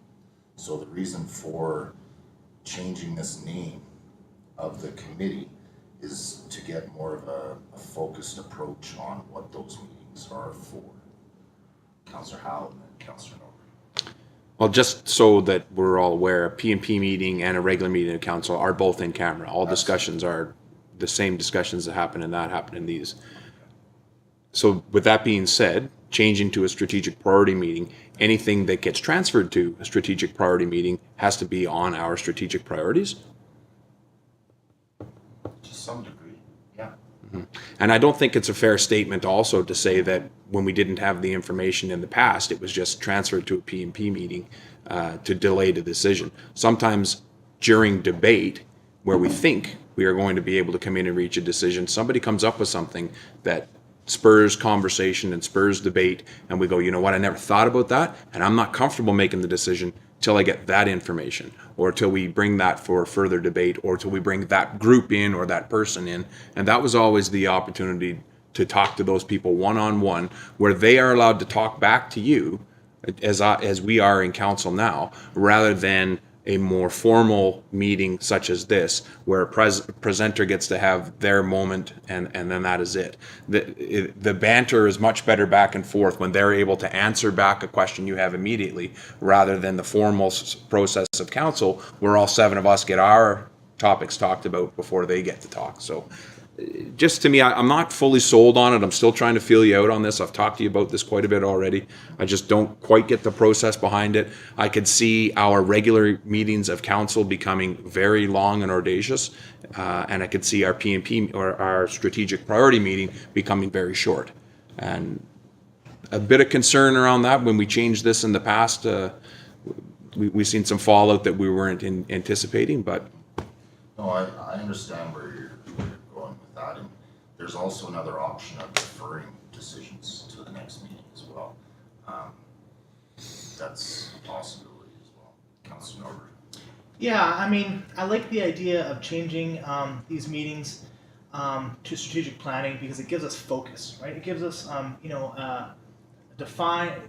tells us this is what we're trying to do. We're trying to plan for our future rather than a policies and priority meetings, and that's sort of where we, okay, well, let's defer this. I don't have a problem if we defer things in a council meeting, but what I've noticed is that we'll make a decision, it comes back we have to wait till a regular council meeting, and then we vote on it again. So it's sort of like we could potentially have the same discussion, which discussion's great, but it makes sense if we're gonna debate and we're gonna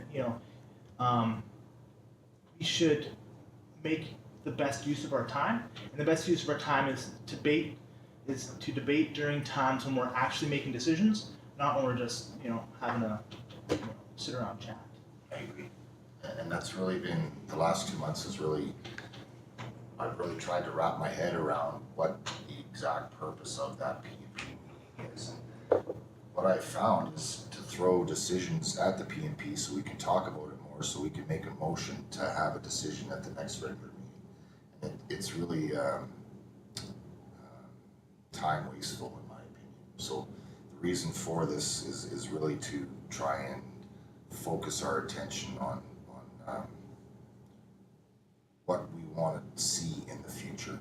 I think a lot of us have really good ideas about where we want to see the town in the next 5 to 10 years, and this opportunity for this committee to focus on strategic planning is an opportunity for us to do some good. So, discussion, Councillor Howell. So will the focus of this strategic priority meeting be our strategic priorities as we have listed out in the beginning of the year? Or can you add anything to the strategic priorities through the year? Absolutely. And it's not really strategic priority, it would be strategic planning. Planning, sorry. So the committee would be a planning committee for the town instead of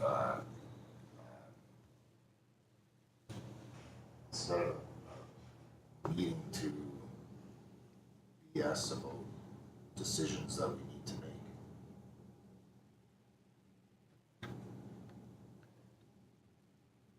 Construction talk is coming out. Councilor Wojcinski. Thank you, Mayor Bertrand.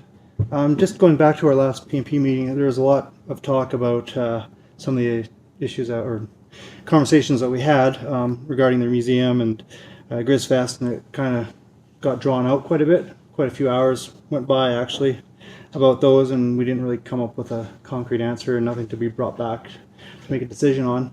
And then technically we should have been speaking a lot more time, or putting a lot more time and effort into our strategic plans at the time, and that was only 30 minutes of the whole PNP. So it's kind of counterproductive bringing stuff up again in another meeting and then having to come back to a regular council meeting. So Yeah, I agree. And that's really been my focus over the last couple months is to find ways to make efficiencies in this and really also bring to light what all of council and myself want to see for the future of Tumbler Ridge. And I think this could be a move in the right direction, and if it proves that I'm wrong, then we can definitely change it in the future. Councillor Howard. So when you come out of a PNP meeting with a council, what seems like a council decision that's not solid, but you're on the outside looking in, that gives you your opportunity before you come back to the next regular meeting to come up with new ideas or new thoughts or better information that you can use to support what you're trying to get other council support from. So to me, you are losing a bit there by putting all this into a regular meeting. There is less time for discussion, which I don't think is always the best way to do it. I understand your idea of efficiency, that you want to just, okay, let's move on to this and let's get this done and dealt with. But sometimes we miss things when we rush. And the PNP meeting does give more opportunity to do that, and especially for those that are on the outside looking in. When you are not in favor of a decision that came out of the PNP meeting and you're still trying to banter your point or get your point across, you lose that if we're not going to have that opportunity. But I mean, I'm willing to, like I say, if this is the will of council, I'm willing to give it a shot. But I'm fearful that our strategic planning meetings will not take the tone of a strategic planning meeting. They will become exactly what they are, a PNP meeting. So we will see. So please define what a PNP meeting is. It gives us opportunity to sit with user groups and hear them out, and also have more candid discussions with those folks that are in the know rather than us that don't have the information. That's the benefit to the PNP meeting that I find. So there's more opportunity for a delegation to come to a PNP meeting than there is a regular council meeting. More interaction. Yeah. Interaction. Yeah. That's what I find. How so? For instance, the museum was in here. They have 4 people sit in there. We've had meetings in here where there's been 8 people from a delegation come in. There's not that much room to sit up there, especially if the place is full. And at that time, it's not one person who gets to speak for only 15 minutes. A delegation is limited to 15 minutes. They talk, we listen, and then at the end of it, we throw a few questions at them. They answer a few questions back, and that's it. A lot of times, you'll see somebody in the gallery just, oh my God, they're shaking their head, and they're just like, they want to spurt out the information that they have that would quell the debate that we have, and they end up waiting. I've seen it time and time again in here. They end up waiting to the end of the meeting, and then they go, guys, what you didn't know was this and this and this. And that's like, oh, and we made decisions not knowing that information because we don't give that person that information, just the opportunity to speak at that time. Like I say, I'm willing to, if that's the will of council to go down this road, I'm willing to go. I think we have to be careful about rush decisions. We all want to get stuff done in here. I get it. But rush decisions can be a bad way to go I too. totally agree with you as far as rushing a decision. I think it's also staff's job to provide us with all the information in order to make an informed decision. So if somebody from a delegation is holding on to some kind of information instead of sharing that with staff, I don't think that's really due diligence either. On staff's part, or sorry, Both sides. he wants to have a chat here. Councillor Norbert. So, Sorry. no, it's okay. So I think we should look. I have a question. Councillor Howell is referring to how we interact with people in the gallery, both these meetings.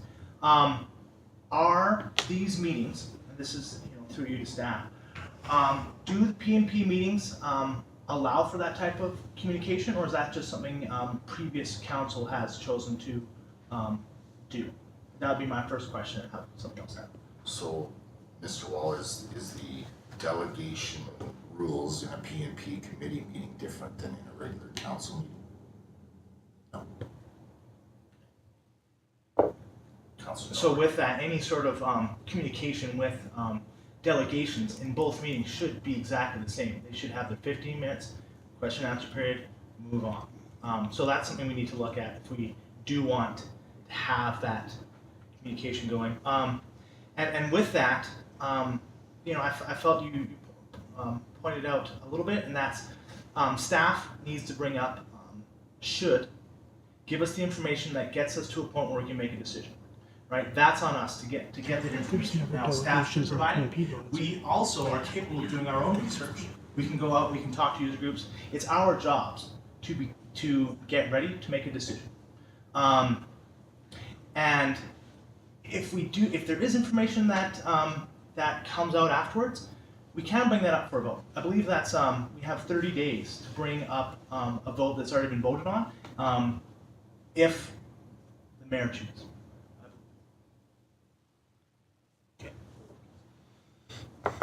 Any other discussion? Call the question on the motion to change the name of the committee meeting. All in favor? Carried, thank you.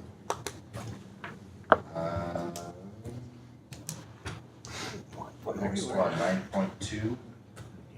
Museum funding. Notice of motion forwarded from the December 10th, 2018 Policies and Priorities Committee meeting. Councillor McAlpin. Thank you. The council looks at $75,000 of funding to come out of 2018 non-budgeted amount to keep the Dinosaur Discovery Gallery open and protect the fossils. Seconder. Councillor Norberg.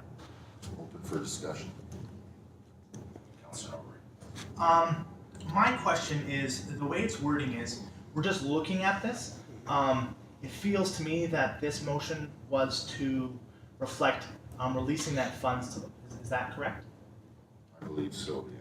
So we can amend this one. I just read it there. I agree with you. And so then I'd like to make that a motion that the amendment to the motion, rather than that council looks at, that council releases $75,000 of funding to come out of the 2018 non-budget amount. If that makes sense. Yes, so seconder for the amendment. Councillor McAlpin. Open for discussion. All in favor of the amendment of the motion? Carried, thank you. So now we need a discussion of the amended motion.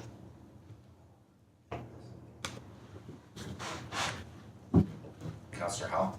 So, case in point, PNP meeting, we talk about the museum funding. We come up with an amount that the majority of council likes, is in favor of. I was not one of those people. This is my opportunity now to come in and talk to you guys. We won't have that opportunity now. This is gonna happen in a regular meeting of council. So I wouldn't have had the week break or whatever to think about this or have any discussion or random thoughts in my mind. My thought on this is for the protection of the fossils, correct? Is that not what the district or what the province is supposed to do? These fossils belong to the province. They don't belong to the District of Tumbler Ridge. Why do taxpayers have to pay for fossils that we don't even own, that the province owns? The way I remember the funding formula working was $200,000 of district funds used to go to provide for the museum to operate, to have a place that you could go and look at stuff and buy stuff in there, whatever. The other $200,000 was for the storage and the research and that style, and that money came from the Peace River Regional District. Correct? Would everybody agree with that's correct? If we are going to give $75,000 of District of Tumbler Ridge taxpayers' money, rather than ask the government to supply the $75,000, I think is fundamentally wrong.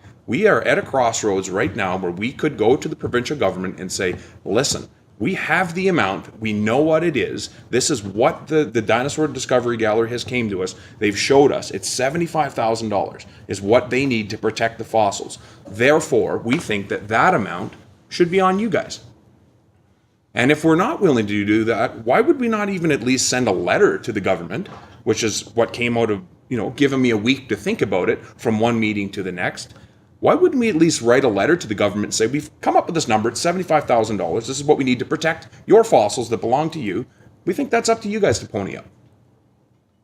And if we were able to get that amount of money out of the government, that's what the long-term goal has always been for both the museum and the District of Tumbler Ridge. We are at a crossroads at this point right now. This is an excellent opportunity to ask for that money from the government, not that the taxpayers of Tumbler Ridge. That's my take. Okay, Councillor Norbury, then Councillor Kirkcallion.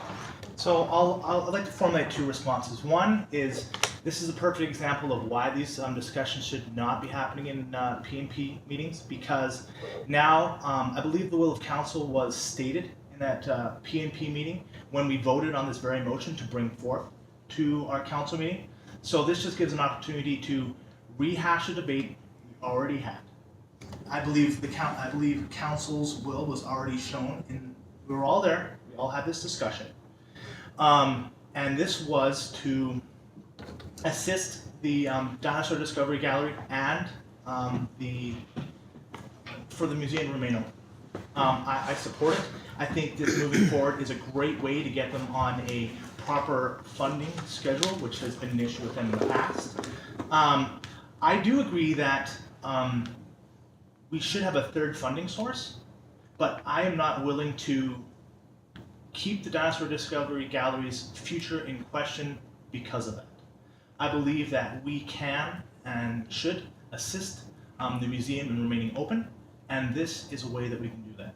And simply put, it is a service to our residents, not only in the immediate, but in the long-term future for in developing our town. It is one more opportunity to promote Tumbler Ridge, and it's one more reason to get people to come here and stay. I agree with you, Councillor Norbury. It's a huge asset for not only Tumbler Ridge, but our region and the province. Unfortunately, the province doesn't recognize it to the point of funding. And I completely agree with you, Councillor Howell. The province does need to step up at some point, but I don't foresee it happening in the next 2 weeks. So I do hear where you're coming from completely.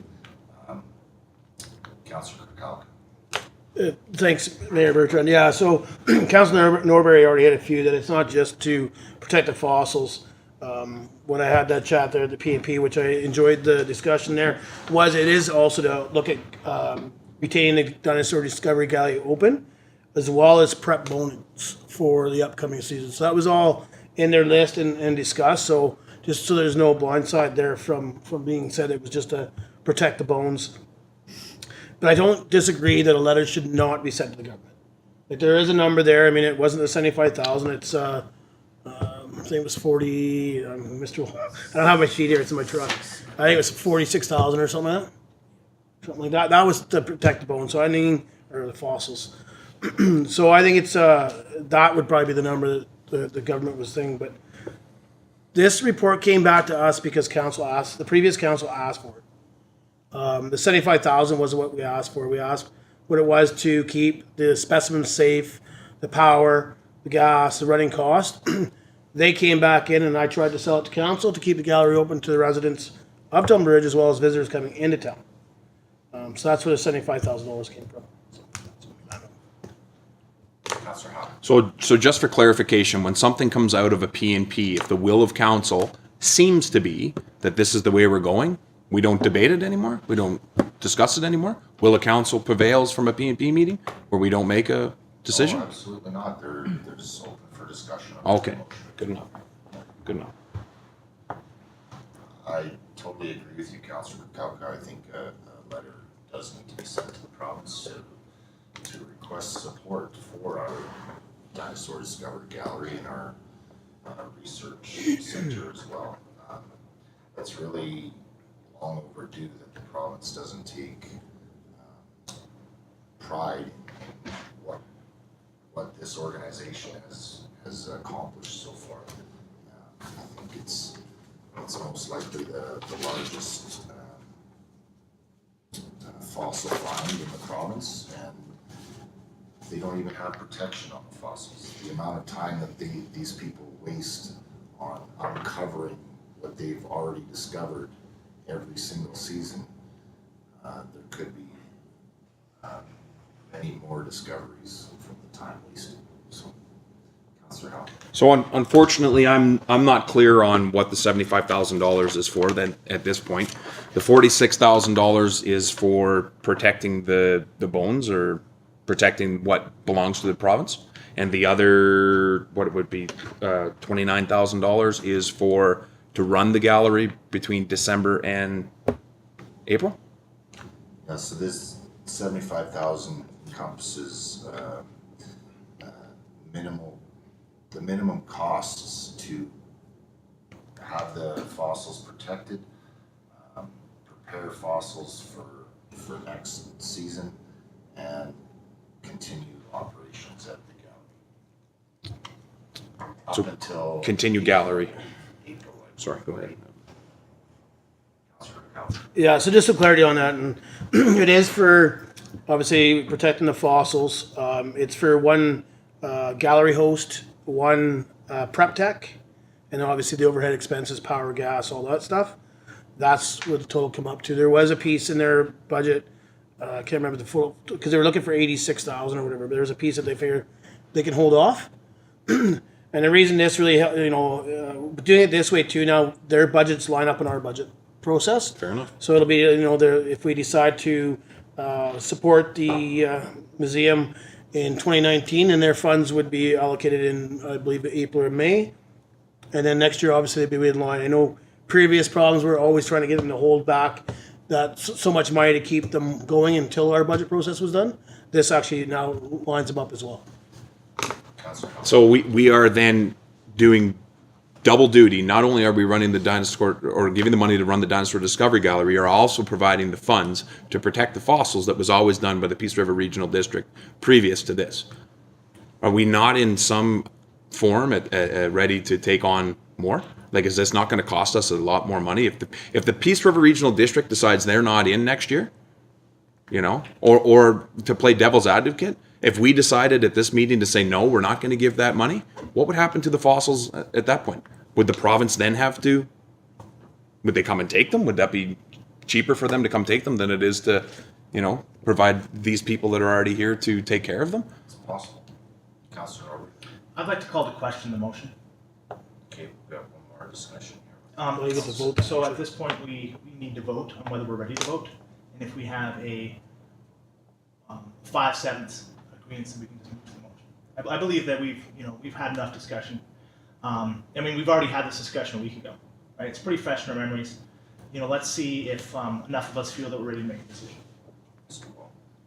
I was just going to mention, so when the councillor moves to call the question, debate has to stop there, so there's no more explanation on what happens. You as the chair have to move straight towards that vote, as Councillor Member has said, and if there's a 2/3 majority, then the vote will take place. If not, debate will continue. Thank you. Call to question on the motion. All in favor? All opposed? Defeated? Okay. Open for discussion some more. Councillor Cook. Thank you, Mayor Bertrand. Yeah, so they become orphaned, and what happens from there is, I wouldn't know. I think that was, that's why I voted opposed to not going any more to debate. I think that was our concern in the previous council, so that didn't happen. That's a huge asset, not only to this community, but to the Peace Regional District. The whole area of the Peace, that's what the museum supports, and I think that would be a bad thing to see them go orphaned. What happens with them? Don't know. I think it's really the will of Tumbler Ridge residents as well as to continue supporting this asset. Councillor Lehman and Councillor Kirby. Thank you, Mayor Bertrand. I think that $75,000 was supposed to be a bridge between now and the time they supposedly get funding from the Peace Regional District. Now, if they don't get funding from the Peace River Regional District, then obviously they're going to be looking for a lot more funding. But I have no issue with giving them the money to carry them over until the Peace Regional District decides, makes a decision on whether or not they're going to continue funding this museum or not. Councillor Kirby. Thank you, Mayor Bertrand. I'm going to be voting in favor of the 75,000. I'm really going to be looking to see how the museum moves forward in the next few months. Positively, we're trying to build our relationships and get back on track. And I hope that we're going to see some good things coming out of them. I've heard that they're preparing to get their summer students coming back. We really kind of lost some ground in tourism, and when the museum wasn't functioning as it has. The Museum Foundation came out and they gave us a lot of positives of how they're going to move forward. And I think in the next 4 months, until it comes back to budget and when we get their grants in aid, I think it'll be a good kind of just a good way to see how we're going to move forward together. And I think giving this money for at this point is us showing that this is an important organization to us and the Peace Region. I mean, the whole area has put money into this. So I think if we don't show right off the bat that we're willing to move to the next step, and then when budget time comes, then we can look at that again. But for now, I'm willing to favor of this. Okay, thank you. Any other discussion? Okay. I'll call the question on the motion on the amended motion, to release the $75,000 of funding. All in favor? All opposed? Carried, thank you. Okay, moving on to item 10, councillor business. Does anyone have any councillor business? Councillor Norbury? Yeah, I'd like to talk about my dealings with the South Peace Health Services Society and give some updates on the Butlery's house. Baltrees. It's spelled Baltrees. I sent emails out to everyone, but I felt it's important to share with the community what's happening there. So as of Friday at noon, the SPSS, SPHSS. Thank you. I'll just refer to it as the South Peace Health Services Society. They now are in possession of Dr. Baltree's practice. So now they're looking at funding to start renovating that, to offer that subsidized short-term housing for people seeking care in Dawson. It's slowly moving forward. It's really exciting to see this added benefit to our community. Yeah. It's exciting. It is a very exciting project, and I want to commend all of the board members for the South Peace Health Services Society. That this is not only a benefit to Tumbler Ridge, but it's a benefit to all of the region. This is a well-needed facility. They're planning on, I believe, renovating to have 6 rooms for patients to come and stay there at a very reasonable cost. I believe initially is like $20 or $30 a night. So for anyone it's needed a hospital care in Dawson Creek on a temporary basis, that option would be available to them. So it's a very exciting project. I definitely think it's something to build on, because I don't believe 6 rooms is going to be enough for our region, but it's definitely a start, and it's a move in the right direction. Any other Councillor Kirby? Thank you, Mayor Bertrand. Tumbler Ridge, the district of Tumbler Ridge won an award we won the Municipal Innovation Award for our joint brand that came out 4 years ago when we started that. It was a Canada-wide award. The criteria was for a community under 20,000 residents. So out of all of Canada, Tumbler Ridge won that for our branding. So I just think that that's super exciting because there was a lot of work that went into that. And there was a lot of, is it good? Is it going to work? And this just goes to show it did work, and it is working really well for us. Mr. Wall was our EDO at that time, and he knows firsthand how much work went into it. We had consultation from all the residents. All of the nonprofit groups were involved. It went all back to their boards, and so when our brand came out and was voted on, it was exciting. And I congratulate Mr. Wall and just everybody involved in that, because it was a long process, but it really paid off in the end. So we should get a pat on the back for this one. Yeah. I don't want to do this too loud. Yeah. It's true. Yeah. Absolutely. Congratulations, Mr. Wall, on all your hard work there, and congratulations to everybody on putting that brand together. It definitely sets us apart Canada-wide, and it's definitely something to be proud of. I'm definitely happy about it. Any other council business? Sorry, Councilor Brady. Just one more thing. Merry Christmas and Happy New Year to all the staff and the rest of the councillors, and be safe out there. Absolutely.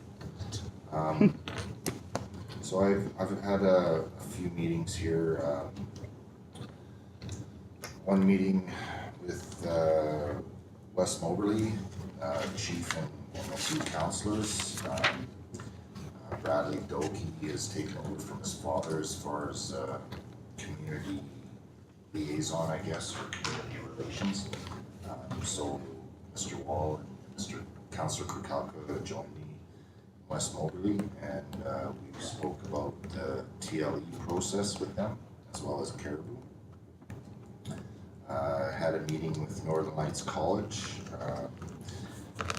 really starting to expand the relationship with their CAO and finding exciting ways that we can work together. I judged the Saddle Club Christmas light up on the weekend, and it was really neat to see. I think there was, I believe, 15 stables that decorated, and it was a very, very close first and second place there. The winning group had some homemade reindeer out of blocks of wood, so that set her over the edge there. She that prize was a motion light for their stable. But it was really neat. I spoke with the president of the Saddle Club, Corey, and found out, I had no idea, that there's close to 60 head of horse out in the Saddle Club right now. So that's pretty exciting. And that's not even full house either. So they are very excited for the future in 2019 to use their newly renovated arena. They're planning the end of August or third weekend in August to put on a weekend show, not only showcasing the horses, but also show jumping as well. So that's pretty neat. I had a look at the new arena there, and it looks really nice. So something to be excited about there. Also had a meeting with the Tumbler Ridge Mountain Bike Association. Just kind of showed me their vision for the future and their steps that they're trying to get to there. It's definitely an exciting proposition there. And I also had a first meeting with the Resource Municipalities Coalition that I sit on. This is with District of Taylor Mayor, Fort St. John Mayor, and Mackenzie Mayor, as well as the CAOs. And it was a first initial meeting, so I was kind of enlightened on the purpose of the coalition. And I think it's excellent opportunity to have another voice with government and support groups as well in regards to resource municipalities in our region, and really bring into focus how important that is for our economy, not only locally but regionally and provincially. And I'm sure I've missed a couple other meetings, but must not be that important. Any other councillor business? Okay, moving on to question and answer period. Just want to outline questions are from the gallery or to be directed to the chair. The chair will determine who will respond to the question. Questions related to current council agenda only will be considered. Questions regarding personnel or legal issues will not be considered. One question per person. And after everyone has had an opportunity to ask a question, then a second question will be allowed to each person. So we have a pretty full gallery here tonight. Let's open the floor for any questions. I have a question in regards to 8.4 and the bylaw that is in there, 572. Does that only refer to business property? Bylaw. Good question. Mr. Wall, it doesn't? No, it So doesn't. that's like vacant lots or anything within the municipality? I believe so, but I'd have to check, but I believe so, yes. And the purpose is to prevent sign pollution? Thank you. Ms. Bertrand, do you have any questions? Thank you for patiently waiting. Okay, so no closed meeting. Move to item 14, adjournment recommendation. Councilor Lehman. The motion that we adjourn this meeting? Seconder. Councilor Calca, all in favor? Merry Christmas to everyone.